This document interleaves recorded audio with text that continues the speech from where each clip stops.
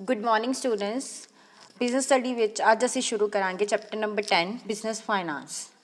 Business finance दे विच अज असीं पढ़ांगे meaning of business finance and the objectives of the finance function. सब तो पहला बिजनेस फाइनांस का मीनिंग की आ। हर एंटरप्राइज चाहे वो हर बिजनेस ऑर्गेनाइजेशन चाहे वो वड्डी होवे छोटी होवे या मीडियम साइज़ की होवे, हरेक नूं अपनियां बिजनेस एक्टिविटीज़ नूं चलाउण दे लई अपने ऑब्जेक्टिव्स नूं अचीव करन दे लई फाइनांस की जरूरत हुंदी आ।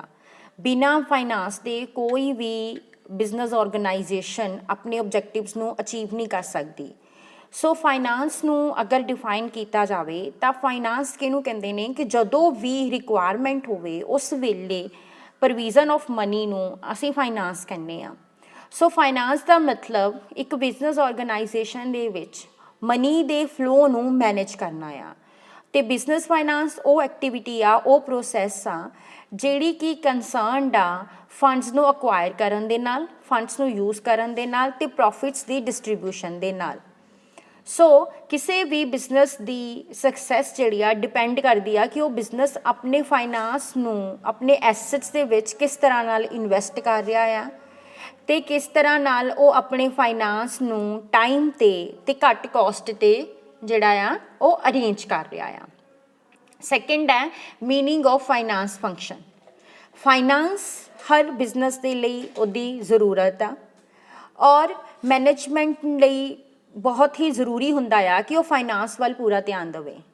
सो फाइनांस फंक्शन जिहड़ा आ वो कंसर्नड आ किसी भी बिजनेस दे विच फंड्स दे फ्लो नूं मैनेज करन दे नाल, फंड्स नूं अक्वायर करन दे लई फंड्स नूं इन्वेस्ट करना आ, उस तो बाद जिहड़ा प्रॉफिट आएगा उहनूं ओनर्स दे विच डिस्ट्रीब्यूट करना आ।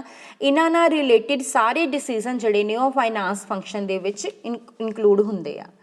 सो फाइनांस फंक्शन काहदे नाल डील करदा आ? Finance function planning, organizing, directing, controlling of financial activities नाल डील करदा आ। सो ये फाइनांस दी एफिशेंट एक्विजिशन ते यूजेज नाल कंसर्नड आ। फंड्स जिहड़े ने उन्हां नूं लोअर कॉस्ट ते एक्वायर किया जावे डिफरेंट सोर्सिस ऑफ फंड्स नूं कंपेयर करन तो बाद, ते इनफ फंड्स जिहड़े ने अवेलेबल होने चाहिए आ जदों भी उहदी ज़रूरत होवे। सो अगर असीं डेफिनेशनस की गल करिए तो फाइनांस की डेफिनेशन की आ? Financial management is the operational activity of a business that is responsible for obtaining and efficiently utilizing the funds necessary for the efficient operation. So financial management की आ? बिजनेस दी एक ऑपरेशनल एक्टिविटी आ जिहड़ी कि responsible आ funds नूं लैण लई, obtain करन लई ते ओनू effectively utilise करन दे लई जदों भी उहदी ज़रूरत होवे।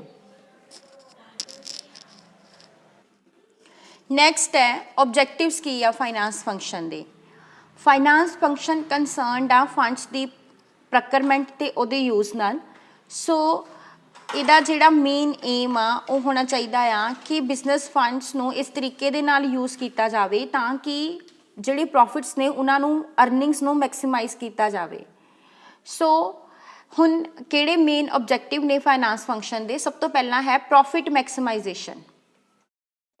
प्रॉफिट अर्निंग किसी भी बिजनेस एक्टिविटी का सब तो मेजर जिहड़ा मोटिव हुंदा आ। हर बिजनेस एक इकनॉमिक इंस्टीट्यूशन आ, एक इकनॉमिक एक्टिविटी आ और हर बिजनेस किया जाता है प्रॉफिट्स नूं अर्न करन दे लई ताकि कॉस्ट नूं कवर किया जा सके ते ग्रोथ लई भी फंड्स जिहड़े ने प्रोवाइड किए जा सकन। कोई भी बिजनेस बिना प्रॉफिट अर्न किए सर्वाइव ही नहीं कर सकता। सो प्रॉफिट बिजनेस दी एफिशेंसी नूं मेजर करन दा एक तरीका आ। सो प्रॉफिट जिहड़ा आ बिजनेस नूं रिस्क तो भी प्रोटैक्ट करदा आ। सो अगर बिजनेस कोल अकमुलेटिड प्रॉफिट्स होणगे तां वो फ्यूचर दे विच अगर प्राइसिस घट जाणगे या फिर कंपीटीशन वध जाएगा या गवर्नमेंट दी एडवर्स पॉलिसीज़ होणगियां तां वो इन्हां प्रॉफिट्स दे नाल कोई भी बिजनेस जिहड़ा इन्हां प्रॉब्लम्स नूं फेस कर सकदा आ। सो प्रॉफिट मैक्सीमाइजेशन किसी भी बिजनेस का मेन ऑब्जेक्टिव आ। किहड़े आर्गूमेंट्स ने जिहड़े कह रहे हैं कि प्रॉफिट मैक्सीमाइजेशन ही बिजनेस का मेन ऑब्जेक्टिव आ? सब तो पहला तो है कि प्रॉफिट अर्निंग ही बिजनेस का एम आ। सो प्रॉफिट मैक्सीमाइजेशन ही उहदा एब्सोल्यूट ऑब्वियस ऑब्जेक्टिव जिहड़ा होना चाहिए आ। ਸੈਕਿੰਡ ਆ ਪ੍ਰੋਫਿਟੇਬਿਲਟੀ ਜਿਹੜੀ ਆ ਉਹੀ ਬਿਜ਼ਨਸ ਦੀ ਐਫੀਸ਼ੀਐਂਸੀ ਨੂੰ ਮੈਜਰ ਕਰਨ ਦਾ ਇੱਕ ਬੈਰੋਮੀਟਰ ਆ। ਸੋ ਉਹਦੇ ਨਾਲ ਹੀ ਅਸੀਂ ਦੇਖਾਂਗੇ ਕਿ ਬਿਜ਼ਨਸ ਕਿੰਨਾ ਐਫੀਸ਼ੀਐਂਟਲੀ ਚੱਲ ਰਿਹਾ ਆ। ਥਰਡ ਆ ਇਕਨੋਮਿਕ ਤੇ ਬਿਜ਼ਨਸ ਕੰਡੀਸ਼ਨਸ ਕਦੇ ਵੀ ਸੇਮ ਨਹੀਂ ਰਹਿੰਦੀਆਂ। ਜਦੋਂ ਵੀ ਐਡਵਰਸ ਕੰਡੀਸ਼ਨਸ ਹੋਣਗੀਆਂ, ਰਿਸੈਸ਼ਨ ਹੋ ਜਾਏਗਾ, ਡਿਪਰੈਸ਼ਨ ਹੋ ਜਾਏਗਾ, ਕੰਪੀਟੀਸ਼ਨ ਵੱਧ ਜਾਏਗਾ, ਸੋ ਉਸ ਵੇਲੇ ਅਗਰ ਬਿਜ਼ਨਸ ਕੋਲ ਅਕਮੂਲੇਟਿਡ ਪ੍ਰੋਫਿਟਸ ਹੋਣਗੇ ਤਾਂ ਹੀ ਉਹ ਉਹਨਾਂ ਸਿਚੁਏਸ਼ਨਸ ਦੇ ਵਿੱਚ ਸਰਵਾਈਵ ਕਰ ਸਕਦਾ ਆ। ਫੋਰਥ ਕਿ ਪ੍ਰੋਫਿਟ ਹੀ ਜਿਹੜਾ ਫਾਈਨਾਂਸ ਦਾ ਮੇਨ ਸੋਰਸ ਆ। ਸੋ ਬਿਜ਼ਨਸ ਨੂੰ ਗਰੋ ਕਰਨ ਲਈ ਫੰਡਸ ਚਾਹੀਦੇ ਨੇ, ਸੋ ਪ੍ਰੋਫਿਟ ਮੈਕਸੀਮਾਈਜ਼ ਕਰਕੇ ਹੀ ਉਹ ਆਪਣੀ ਗਰੋਥ ਲਈ ਫੰਡਸ ਵੀ ਪ੍ਰੋਵਾਈਡ ਕਰ ਸਕਦਾ। ਸੋ ਪ੍ਰੋਫਿਟੇਬਿਲਟੀ ਸੋਸ਼ਲ ਆਬਜੈਕਟਿਵਸ ਨੂੰ ਫੁਲਫਿਲ ਕਰਨ ਦੇ ਲਈ ਵੀ ਜ਼ਰੂਰੀ ਆ। ਸੋ ਇਸ ਲਈ ਬਿਜ਼ਨਸ ਨੂੰ ਪ੍ਰੋਫਿਟ ਮੈਕਸੀਮਾਈਜ਼ੇਸ਼ਨ ਆਪਣਾ ਮੇਜਰ ਆਬਜੈਕਟਿਵ ਰੱਖਣਾ ਚਾਹੀਦਾ ਆ। ਸੈਕਿੰਡ ਹੈ ਵੈਲਥ ਮੈਕਸੀਮਾਈਜ਼ੇਸ਼ਨ, ਸੈਕਿੰਡ ਆਬਜੈਕਟਿਵ ਆ। ਵੈਲਥ ਮੈਕਸੀਮਾਈਜ਼ੇਸ਼ਨ ਨੂੰ ਵੀ ਐਂਟਰਪ੍ਰਾਈਜ਼ ਦਾ ਐਪਰੋਪ੍ਰੀਏਟ ਆਬਜੈਕਟਿਵ ਕਿਹਾ ਜਾਂਦਾ ਆ। ਜਿਹੜੇ ਫਾਈਨੈਂਸ਼ੀਅਲ ਥਿਊਰੀਜ਼ ਨੇ ਉਹ ਇਹ ਕਹਿੰਦੀਆਂ ਆ ਕਿ ਪ੍ਰੋਫਿਟ ਮੈਕਸੀਮਾਈਜ਼ੇਸ਼ਨ ਦੀ ਜਗ੍ਹਾ ਤੇ ਵੈਲਥ ਮੈਕਸੀਮਾਈਜ਼ੇਸ਼ਨ ਹੀ ਮੇਜਰ ਆਬਜੈਕਟਿਵ ਹੋਣਾ ਚਾਹੀਦਾ ਆ। ਜਦੋਂ ਵੀ ਫਰਮ ਆਪਣੇ ਸ਼ੇਅਰ ਹੋਲਡਰਸ ਦੀ ਵੈਲਥ ਨੂੰ ਮੈਕਸੀਮਾਈਜ਼ ਕਰੇਗੀ, ਇਸ ਦੇ ਨਾਲ ਸ਼ੇਅਰ ਹੋਲਡਰਸ ਦੀ ਇੰਡੀਵਿਜੂਅਲ ਯੂਟਿਲਿਟੀ ਵੀ ਮੈਕਸੀਮਾਈਜ਼ ਹੋਏਗੀ। ਸੋ ਸ਼ੇਅਰ ਹੋਲਡਰਸ ਦੀ ਅਗਰ ਵੈਲਥ ਮੈਕਸੀਮਾਈਜ਼ ਹੁੰਦੀ ਆ ਤਾਂ ਉਸ ਦੇ ਨਾਲ ਫਰਮ ਜਿਹੜਾ ਹੈਗਾ ਆ ਆਪਣੇ ਸ਼ੇਅਰ ਹੋਲਡਰ ਦੀ ਯੂਟਿਲਿਟੀ ਨੂੰ ਮੈਕਸੀਮਾਈਜ਼ ਕਰਨ ਵੱਲ ਵੀ ਕਦਮ ਚੱਕੇਗੀ। ਸੋ ਕੋਈ ਵੀ ਸ਼ੇਅਰ ਹੋਲਡਰ ਦੀ ਜਿਹੜੀ ਕਰੰਟ ਵੈਲਥ ਹੈਗੀ ਆ ਉਹ ਕਿੱਦਾਂ ਕੈਲਕੂਲੇਟ ਕੀਤੀ ਜਾਂਦੀ ਆ? ਉਹ ਕੈਲਕੂਲੇਟ ਕੀਤੀ ਜਾਂਦੀ ਉਹਦੇ ਕੋਲ ਜਿੰਨੇ ਸ਼ੇਅਰਸ ਨੇ, ਨੰਬਰ ਆਫ ਸ਼ੇਅਰਸ ਆ ਮਲਟੀਪਲਾਈ ਜੋ ਵੀ ਕਰੰਟ ਪ੍ਰਾਈਸ ਆ ਪਰ ਸ਼ੇਅਰ, ਉਹਨੂੰ ਜਦੋਂ ਅਸੀਂ ਮਲਟੀਪਲਾਈ ਕਰ ਦਾਂਗੇ ਤਾਂ ਉਹਦੀ ਕਰੰਟ ਵੈਲਥ ਹੋ ਜਾਏਗੀ। ਸੋ ਅਗਰ ਸ਼ੇਅਰ ਹੋਲਡਰ ਕੋਲ ਇੱਕ ਗਿਵਨ ਨੰਬਰ ਹੈ ਸ਼ੇਅਰਸ ਦਾ, ਤਾਂ ਜਿੰਨਾ ਜ਼ਿਆਦਾ ਸ਼ੇਅਰ ਪ੍ਰਾਈਸ ਹੋਏਗਾ ਉਨੀ ਹੀ ਜ਼ਿਆਦਾ ਉਹਦੀ ਵੈਲਥ ਹੋਏਗੀ। ਸੋ ਫਰਮ ਦਾ ਆਬਜੈਕਟਿਵ ਹੋਣਾ ਚਾਹੀਦਾ ਆ ਕਿ ਆਪਣੇ ਸ਼ੇਅਰਸ ਦੇ ਪ੍ਰਾਈਸਿਸ ਨੂੰ ਇਨਕਰੀਜ਼ ਕਰੇ। ਸੋ ਉਹਦਾ ਆਬਜੈਕਟਿਵ ਹੋਣਾ ਚਾਹੀਦਾ ਕਿ ਮਾਰਕੀਟ ਦੇ ਵਿੱਚ ਉਹਦੇ ਸ਼ੇਅਰਸ ਦੀ ਵੈਲਿਊ ਜਿਹੜੀ ਆ ਉਹ ਵੱਧ ਹੋਣੀ ਚਾਹੀਦੀ ਆ। ਅਗਰ ਸ਼ੇਅਰਸ ਦੀ ਵੈਲਿਊ ਇਨਕਰੀਜ਼ ਕਰੇਗੀ ਤਾਂ ਹੀ ਸ਼ੇਅਰ ਹੋਲਡਰਸ ਦੀ ਵੈਲਥ ਜਿਹੜੀ ਆ ਮੈਕਸੀਮਾਈਜ਼ ਹੋਏਗੀ। ਬਟ ਜਿਹੜਾ ਸ਼ੇਅਰਸ ਦੀ ਮਾਰਕੀਟ ਪ੍ਰਾਈਸ ਨੂੰ ਇਨਕਰੀਜ਼ ਕਰਕੇ ਅਸੀਂ ਸ਼ੇਅਰ ਹੋਲਡਰਸ ਦੀ ਵੈਲਥ ਨੂੰ ਮੈਕਸੀਮਾਈਜ਼ ਕਰਨਾ, ਇਹ ਸਾਡਾ ਇੱਕ ਲੌਂਗ ਰਨ ਦਾ ਆਬਜੈਕਟਿਵ ਆ। ਲੌਂਗ ਰਨ ਮੀਨਸ ਇੰਨਾ ਟਾਈਮ ਪੀਰੀਅਡ ਹੋਣਾ ਚਾਹੀਦਾ ਆ ਕਿ ਜਿਹਦੇ ਵਿੱਚ ਸ਼ੇਅਰਸ ਦੀ ਨੋਰਮਲ ਮਾਰਕੀਟ ਵੈਲਿਊ ਜਿਹੜੀ ਹੈਗੀ ਆ ਉਹ ਕੈਲਕੂਲੇਟ ਕੀਤੀ ਜਾ ਸਕੇ ਬਿਨਾਂ ਕਿਸੇ ਫਲਕਚੁਏਸ਼ਨ ਤੋਂ। ਸੋ ਜਦੋਂ ਅਸੀਂ ਵੈਲਥ ਮੈਕਸੀਮਾਈਜ਼ੇਸ਼ਨ ਨੂੰ ਆਪਣਾ ਆਬਜੈਕਟਿਵ ਪਰਸਿਊ ਕਰਦੇ ਹਾਂ ਤਾਂ ਹਰ ਐਫਰਟਸ ਇਹ ਹੋਣਾ ਚਾਹੀਦਾ ਆ ਕਿ ਕਿਸ ਤਰੀਕੇ ਨਾਲ ਕੰਪਨੀ ਦੇ ਸ਼ੇਅਰਸ ਦੀ ਪ੍ਰੈਜ਼ੈਂਟ ਵੈਲਿਊ ਨੂੰ, ਮਾਰਕੀਟ ਵੈਲਿਊ ਨੂੰ ਇਨਕਰੀਜ਼ ਕੀਤਾ ਜਾ ਸਕੇ।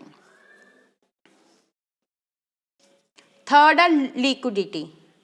ਫਰਮ ਦੇ ਕੋਲ ਹਰ ਵੇਲੇ ਇੰਨਾ ਕੈਸ਼ ਹੋਣਾ ਚਾਹੀਦਾ ਆ ਕਿ ਉਹ ਆਪਣੇ ਸਪਲਾਇਰਸ ਨੂੰ, ਆਪਣੇ ਕ੍ਰੈਡੀਟਰਸ ਨੂੰ ਟਾਈਮਲੀ ਪੇ ਕਰ ਸਕੇ, ਆਪਣੀਆਂ ਡੇ ਟੂ ਡੇ ਰਿਕੁਆਇਰਮੈਂਟ ਨੂੰ ਪੂਰਾ ਕਰ ਸਕੇ।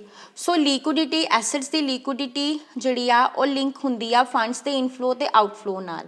ਜੇ ਕੈਸ਼ ਦਾ ਇਨਫਲੋ ਜ਼ਿਆਦਾ ਆ ਉਹਦੇ ਆਊਟਫਲੋ ਦੇ ਨਾਲੋਂ ਤਾਂ ਉਨਾ ਹੀ ਜ਼ਿਆਦਾ ਫਰਮ ਲਿਕੁਇਡ ਹੋਏਗੀ, ਆਪਣੇ ਡੇ ਟੂ ਡੇ ਐਕਸਪੈਂਸਿਸ ਨੂੰ ਪੇ ਕਰ ਸਕੇਗੀ, ਆਪਣੇ ਐਸੈਟਸ ਨੂੰ ਪਰਚੇਸ ਕਰ ਸਕੇਗੀ, ਲੋਨਸ ਦੀਆਂ ਟਾਈਮਲੀ ਪੇਮੈਂਟ ਕਰ ਸਕੇਗੀ। ਸੋ ਉਹਦੇ ਨਾਲ ਹੀ ਫਰਮ ਦੀ ਲਿਕੁਇਡਿਟੀ ਪੋਜੀਸ਼ਨ ਜਿਹੜੀ ਹੈਗੀ ਆ ਇੰਪਰੂਵ ਹੋਏਗੀ। ਸੋ ਕੈਸ਼ ਦੇ ਸੋਰਸਿਸ ਔਰ ਉਹਦੇ ਐਪਲੀਕੇਸ਼ਨਸ ਨੂੰ ਪ੍ਰੋਪਰਲੀ ਸਪੈਸੀਫਾਈ ਕਰਨਾ ਚਾਹੀਦਾ ਆ ਤਾਂ ਕਿ ਪ੍ਰੋਪਰ ਬੈਲੈਂਸ ਇਨਫਲੋ ਤੇ ਆਊਟਫਲੋ ਦੇ ਵਿੱਚ ਮੇਨਟੇਨ ਕੀਤਾ ਜਾ ਸਕੇ। ਨੈਕਸਟ ਹੈ ਈਜ਼ੀ ਅਵੇਲੇਬਿਲਿਟੀ ਆਫ ਫੰਡ। ਕੋਈ ਵੀ ਜਿਹੜੀ ਗੁੱਡ ਫਾਈਨੈਂਸ਼ੀਅਲ ਮੈਨੇਜਮੈਂਟ ਸਿਸਟਮ ਆ ਉਹਦਾ ਮੇਜਰ ਆਬਜੈਕਟਿਵ ਹੁੰਦਾ ਆ ਕਿ ਆਪਣੀ ਆਰਗੇਨਾਈਜੇਸ਼ਨ ਦੀਆਂ ਵੇਰੀਅਸ ਨੀਡਸ ਨੂੰ ਟਾਈਮਲੀ ਪੂਰਾ ਕਰ ਸਕੇ। ਸੋ ਜਿਹੜੇ ਫੰਡਸ ਨੇ ਉਹ ਈਜ਼ੀਲੀ ਅਵੇਲੇਬਲ ਹੋਣੇ ਚਾਹੀਦੇ ਆ ਜਦੋਂ ਵੀ ਰਿਕੁਆਇਰਮੈਂਟ ਹੋਵੇ। ਸੋ ਫਾਈਨੈਂਸ਼ੀਅਲ ਸੋਰਸਿਸ 'ਤੇ ਹਰ ਬਿਜ਼ਨਸ ਡਿਪੈਂਡ ਕਰਦਾ ਆ। ਸੋ ਬਟ ਉਹਦੀ ਇਹ ਅਵੇਲੇਬਿਲਿਟੀ ਆਫ ਫੰਡਸ ਡਿਪੈਂਡ ਕਰਦੀ ਆ ਉਹਦੀ ਫਰਮ ਦੀ ਕੀ ਫਾਈਨੈਂਸ਼ੀਅਲ ਪੋਜੀਸ਼ਨ ਆ ਮਾਰਕੀਟ ਦੇ ਵਿੱਚ, ਕੀ ਉਹਦੀ ਰੈਪੂਟੇਸ਼ਨ ਆ, ਕੀ ਉਹਦਾ ਰੈਪਰਟ ਆ ਫਾਈਨੈਂਸ਼ੀਅਲ ਇੰਸਟੀਟਿਊਸ਼ਨਸ ਦੇ ਨਾਲ, ਉਹਦੇ 'ਤੇ ਡਿਪੈਂਡ ਕਰਦਾ ਆ। ਨੈਕਸਟ ਹੈ ਫਲੈਕਸੀਬਿਲਿਟੀ। ਹਰ ਐਂਟਰਪ੍ਰਾਈਜ਼ ਨੂੰ ਇੰਨਾ ਕੁ ਫਲੈਕਸੀਬਲ ਹੋਣਾ ਚਾਹੀਦਾ ਆ ਕਿ ਉਹ ਅਨਸਰਟਨ ਇਨਵਾਇਰਮੈਂਟ ਦੇ ਵਿੱਚ ਵੀ ਆਪਣੇ ਆਪ ਨੂੰ ਐਡਜਸਟ ਕਰ ਸਕੇ। ਸੋ ਉਹਦਾ ਆਪਣੇ ਇਨਵਾਇਰਮੈਂਟ 'ਤੇ ਪ੍ਰੋਪਰ ਕੰਟਰੋਲ ਹੋਣਾ ਚਾਹੀਦਾ ਆ ਤਾਂ ਕਿ ਉਹ ਪ੍ਰੋਬਲਮਸ ਨੂੰ ਐਂਟੀਸਪੇਟ ਕਰ ਸਕੇ ਅਤੇ ਉਹਨਾਂ ਪ੍ਰੋਬਲਮਸ ਤੋਂ ਜਲਦੀ ਨਾਲ ਰਿਕਵਰ ਕਰ ਸਕੇ। ਨੈਕਸਟ ਹੈ ਪ੍ਰੋਪਰ ਯੂਟੀਲਾਈਜੇਸ਼ਨ ਆਫ ਅਰਨਿੰਗ। ਹਰ ਕੰਪਨੀ ਨੂੰ ਆਪਣੀਆਂ ਅਰਨਿੰਗਸ ਨੂੰ ਇਸ ਤਰੀਕੇ ਨਾਲ ਯੂਜ਼ ਕਰਨਾ ਚਾਹੀਦਾ ਆ ਕਿ ਉਹ ਆਪਣੇ ਸ਼ੇਅਰ ਹੋਲਡਰਸ ਦੀਆਂ ਨੀਡਸ ਨੂੰ ਵੀ ਫੁੱਲਫਿਲ ਕਰ ਸਕੇ ਔਰ ਆਪਣੇ ਬਿਜ਼ਨਸ ਦੀਆਂ ਫੰਡਸ ਦੀਆਂ ਰਿਕੁਆਇਰਮੈਂਟ ਨੂੰ ਵੀ ਫੁੱਲਫਿਲ ਕਰ ਸਕੇ। ਸ਼ੇਅਰ ਹੋਲਡਰ ਜ਼ਿਆਦਾ ਤੋਂ ਜ਼ਿਆਦਾ ਡਿਵੀਡੈਂਡ ਚਾਹੁੰਦੇ ਆ ਕੰਪਨੀ ਤੋਂ, ਬਟ ਕੰਪਨੀ ਨੇ ਆਪਣੇ ਅਰਨਿੰਗਸ ਦਾ ਇੱਕ ਪਾਰਟ ਰਿਟੇਨ ਕਰਕੇ ਵੀ ਰੱਖਣਾ ਹੁੰਦਾ ਹੈ ਤਾਂ ਕਿ ਫਿਊਚਰ ਦੇ ਵਿੱਚ ਜਦੋਂ ਕੰਪਨੀ ਨੇ ਐਕਸਪੈਂਡ ਕਰਨਾ ਹੈ, ਡਾਇਵਰਸੀਫਾਈ ਕਰਨਾ ਆ, ਤਾਂ ਉਸ ਵੇਲੇ ਜਦੋਂ ਉਹਨੂੰ ਫੰਡਸ ਦੀ ਰਿਕੁਆਇਰਮੈਂਟ ਹੋਏਗੀ ਤਾਂ ਉਹ ਇਸ ਪ੍ਰੋਫਿਟ ਨੂੰ ਹੀ ਯੂਟੀਲਾਈਜ਼ ਕਰੇਗੀ। ਸੋ ਕੰਪਨੀ ਨੂੰ ਪ੍ਰੋਪਰ ਬੈਲੈਂਸ ਮੇਨਟੇਨ ਕਰਕੇ ਰੱਖਣਾ ਚਾਹੀਦਾ ਆ ਸ਼ੇਅਰ ਹੋਲਡਰਸ ਦੀ ਡਿਮਾਂਡ ਅਤੇ ਕੰਪਨੀ ਦੀਆਂ ਨੀਡਸ ਦੇ ਵਿੱਚ। ਨੈਕਸਟ ਹੈ ਫਾਈਨੈਂਸ਼ੀਅਲ ਕੰਟਰੋਲ। ਫਾਈਨੈਂਸ਼ੀਅਲ ਮੈਨੇਜਮੈਂਟ ਨੂੰ ਫੰਡਸ ਦੇ ਇਨਫਲੋ ਔਰ ਆਊਟਫਲੋ 'ਤੇ ਪ੍ਰੋਪਰ ਕੰਟਰੋਲ ਕਰਨਾ ਚਾਹੀਦਾ ਆ ਤਾਂ ਕਿ ਉਹਨਾਂ ਨੂੰ ਸੇਫਲੀ ਔਰ ਪ੍ਰੋਪਰਲੀ ਯੂਟੀਲਾਈਜ਼ ਕੀਤਾ ਜਾਵੇ। ਸੋ ਫੰਡਸ ਨੂੰ ਪ੍ਰੋਪਰਲੀ ਡਿਫਰੈਂਟ ਐਕਟੀਵਿਟੀਜ਼ ਲਈ ਐਲੋਕੇਟ ਕਰਨਾ ਚਾਹੀਦਾ ਆ ਐਂਡ ਉਹਨਾਂ ਨੂੰ ਯੂਜ਼ ਕਰਨਾ ਚਾਹੀਦਾ ਆ ਪ੍ਰੋਪਰ ਪਰਫੋਰਮੈਂਸ ਸਟੈਂਡਰਡਸ ਨੂੰ ਇਨਸ਼ੋਰ ਕਰਕੇ। ਲਾਸਟ ਆਬਜੈਕਟਿਵ ਹੈ ਮਿਨੀਮਾਈਜੇਸ਼ਨ ਆਫ ਦਾ ਰਿਸਕ। ਹਰ ਬਿਜ਼ਨਸ ਜਿਹੜਾ ਅਨਸਰਟਨ ਬਿਜ਼ਨਸ ਕੰਡੀਸ਼ਨ 'ਚ ਆਪਰੇਟ ਕਰਦਾ ਆ। ਸੋ ਹਰ ਵੇਲੇ ਮਾਰਕੀਟ ਦੇ ਵਿੱਚ ਕੰਪੀਟੀਸ਼ਨ, ਕੰਜ਼ਿਊਮਰ ਦੀਆਂ ਪ੍ਰੈਫਰੈਂਸਿਸ ਚੇਂਜ ਹੋ ਸਕਦੀਆਂ ਆ, ਕ੍ਰੈਡੀਟਰ ਹੋ ਸਕਦਾ ਤੁਹਾਨੂੰ ਜਿਹੜੇ ਨੇ ਕਿ ਟਾਈਮਲੀ ਤੁਹਾਨੂੰ ਗੁਡਸ ਨਾ ਦੇਣ, ਸੋ ਗੁਡਸ ਜਿਹੜੀਆਂ ਨੇ ਤੁਹਾਨੂੰ ਟਾਈਮਲੀ ਨਾ ਮਿਲਣ, ਮਸ਼ੀਨਰੀ ਬ੍ਰੇਕਡਾਊਨ ਹੋ ਸਕਦਾ। ਸੋ ਇਹੋ ਜਿਹੀਆਂ ਅਨਸਰਟਨ ਕੰਡੀਸ਼ਨ 'ਚ ਬਿਜ਼ਨਸ ਹਰ ਵੇਲੇ ਚੱਲਦਾ ਆ। ਸੋ ਹਰ ਬਿਜ਼ਨਸ ਨੂੰ ਆਪਣੇ ਰਿਸਕ ਨੂੰ ਮਿਨੀਮਾਈਜ਼ ਕਰਨਾ ਚਾਹੀਦਾ ਆ ਆਪਣੇ ਸੋਰਸਿਸ ਨੂੰ ਐਂਟੀਸਪੇਟ ਕਰਕੇ ਔਰ ਪ੍ਰੋਫਿਟਸ ਨੂੰ ਜ਼ਿਆਦਾ ਤੋਂ ਜ਼ਿਆਦਾ ਅਰਨ ਕਰਕੇ। ਸੋ ਹਰ ਸਿੰਗਲ ਡਿਸੀਜ਼ਨ ਜਿਹੜਾ ਅਗਰ ਤੁਸੀਂ ਕੋਈ ਗਲਤ ਇਨਵੈਸਟਮੈਂਟ ਕਰ ਦਿੰਦੇ ਹੋ ਤਾਂ ਉਹ ਇੱਕ ਸਿੰਗਲ ਡਿਸੀਜ਼ਨ ਵੀ ਤੁਹਾਡੇ ਬਿਜ਼ਨਸ ਨੂੰ ਵਿਗਾੜ ਸਕਦਾ ਆ। ਸੋ ਫਾਈਨੈਂਸ਼ੀਅਲ ਮੈਨੇਜਮੈਂਟ ਨੂੰ ਆਪਣੇ ਰਿਸਕ ਨੂੰ ਮਿਨੀਮਾਈਜ਼ ਕਰਨ ਦਾ ਆਬਜੈਕਟਿਵ ਵੀ ਜਿਹੜਾ ਆ ਉਹਦੇ 'ਤੇ ਵੀ ਫੋਕਸ ਕਰਨਾ ਚਾਹੀਦਾ ਆ। ਸੋ ਇਹ ਡਿਫਰੈਂਟ ਆਬਜੈਕਟਿਵਸ ਨੇ ਜਿਹੜੇ ਕਿ ਸਾਡੇ ਫਾਈਨਾਂਸ ਫੰਕਸ਼ਨ ਦੇ ਨੇ। Thank you.